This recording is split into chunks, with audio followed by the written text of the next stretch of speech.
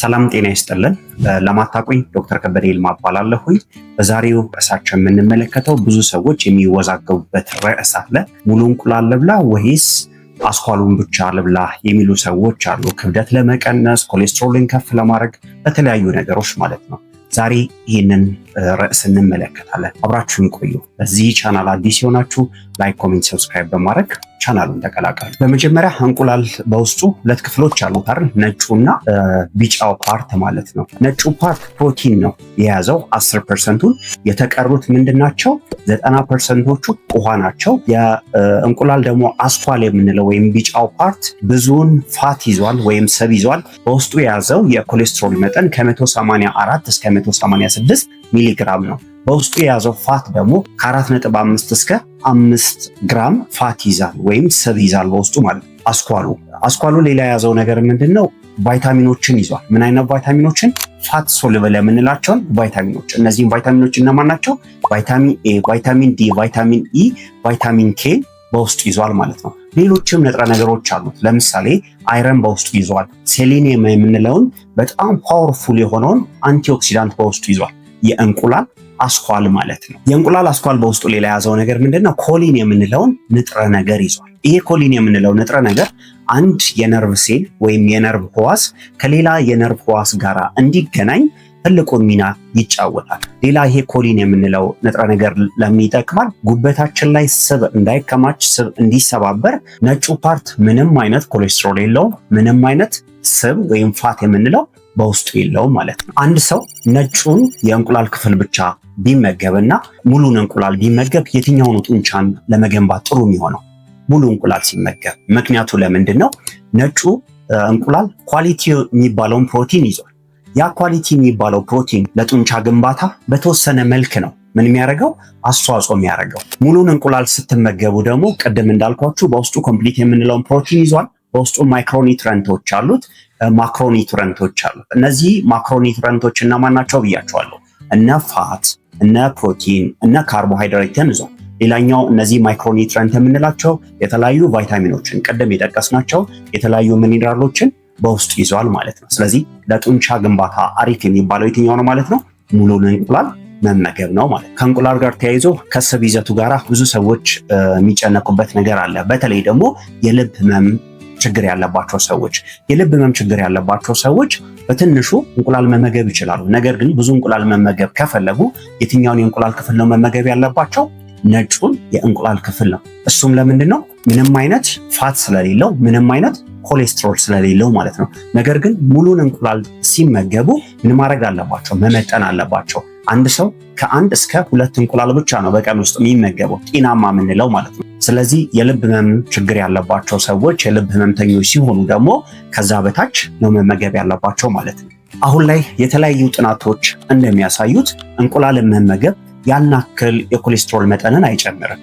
ነገር ግን ከልክ በላይ ከተመገባችሁ የኮሌስትሮል መጠናችሁን ይጨምራል። እነዚህ ኮሌስትሮሎች እነማን ናቸው? ኤልዲኤል የምንለው ኮሌስትሮል አለ አይደለ?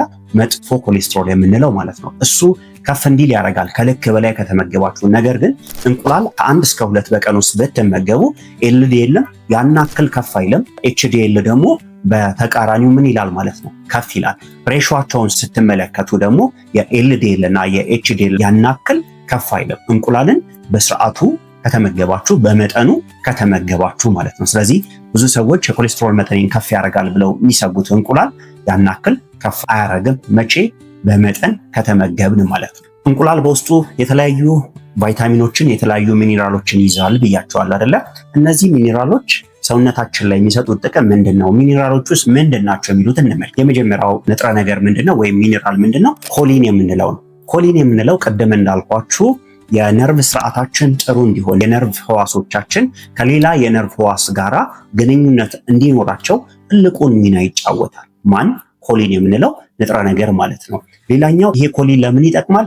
ለተለያዩ የነርቭ ዘንግ ጤንነቶች ይጠቅማል። ሌላኛው ደግሞ ስብ ጉበት ላይ እንዳይከማች ያደርጋል።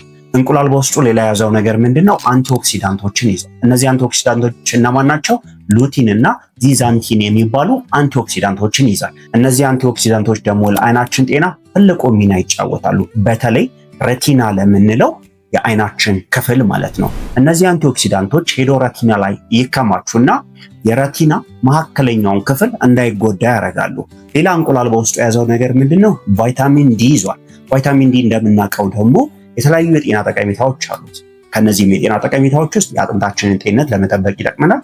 የበሽታ የመከላከል አቅማችን ከፍ እንዲል፣ የፀጉራችን ጤንነት ጥሩ እንዲሆን፣ ሙዳችን ወይም ይሄ ድባቴ እንዳይከሰትብን ትልቁን ሚና ይጫወታል። ምን? ቫይታሚን ዲ ማለት ነው። ሌላ እንቁላል የያዘው ነገር ምንድነው? ቫይታሚን ቢ12 ይዟል። ይሄ ቫይታሚን ቢ12 ለምን ይጠቅማል? የደም ማነስ እንዳይከሰት ያደርጋል። ምን አይነት ደም ማነስ? ሜጋሎብላስቲክ አኒሚያ የምንለው አይነት የደም ማነስ እንዳይከሰት ያደርጋል። ለነርቫችን ጤንነት በጣም ትልቁን ጠቀሜታ ይሰጣል። ምን? እንቁላል ማለት ነው። ስለዚህ እንቁላልን ስትመገቡ ቫይታሚን ቢ12ን ታገኛላችሁ፣ ቫይታሚን ዲን ታገኛላችሁ፣ ሌሎችንም ቫይታሚኖች ማግኘት ትችላላችሁ ማለት ነው። ምግብ በጣም ብዙ የበላው ተቸግሬያለሁ፣ ክብደቴን መቆጣጠር አቅቶኛል ለምትሉ ሰዎች ደግሞ ምን ማድረግ መቻል አለባችሁ? እንቁላልን መመገብ መቻል አለባችሁ። እንቁላልን ስትመገቡ የጥጋብ ስሜት እንዲሰማችሁ ይሆናል። የጥጋብ ስሜት ሲሰማችሁ ደግሞ ክብደታችሁ ምን እያደረጋችሁ ትመጣላችሁ? በደንብ እየተቆጣጠራችሁ መምጣት ትችላላችሁ ማለት ነው። ክብደታችሁን ተቆጣጠራችሁ ማለት ደግሞ የተለያዩ የጤና እክሎችን ማስቀረት ትችላላችሁ። ከነዚህም የጤና እክሎች ውስጥ ስትሮክን ማስቀረት ትችላላችሁ። የስኳር ህመምን ማስቀረት ትችላላችሁ። እንቁላልን ስትመገቡ ሙሉን መመገብ ያለባችሁ እነማን ናችሁ? ነጩን ብቻ መመገብ ያለባችሁ እነማን ናችሁ? የሚለውን ነገር እንመልከት።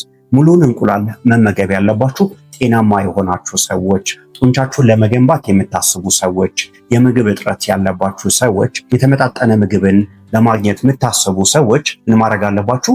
ሙሉን እንቁላል መመገብ መቻል አለባችሁ። ነገር ግን ነጩን እንቁላል ብቻ መመገብ ያለባችሁ እነማን ናችሁ? በቤተሰብ የኮሌስትሮል መጠናችሁ ከፍ የሚልባችሁ ሰዎች፣ ይህም ፋሚሊያል ሃይፐርኮሌስትሮሌሚያ ያለባችሁ ሰዎች፣ ከፍተኛ የሆነ የልብ ህመም ችግር ያለባችሁ ሰዎች፣ ኮሌስትሮላችሁ ከቁጥጥር ውጭ የሆነባችሁ ሰዎች የእንቁላል ነጩን ፓርት ብቻ መመገብ ያለባችሁ። ነጩን የምትመገቡት ለምንድን ነው? ምንም አይነት ፋት ስለሌለው፣ ምንም አይነት ኮሌስትሮል ስለሌለው ማለት ነው። ጥሩ መረጃም እንዳገኛችሁ ተስፋ አደርጋለሁ። አብራችሁኝ ስለነበራችሁ ከልብ አመሰግናለሁ። ሰላም ቆዩልኝ። ሰላማችሁ ይብዛ።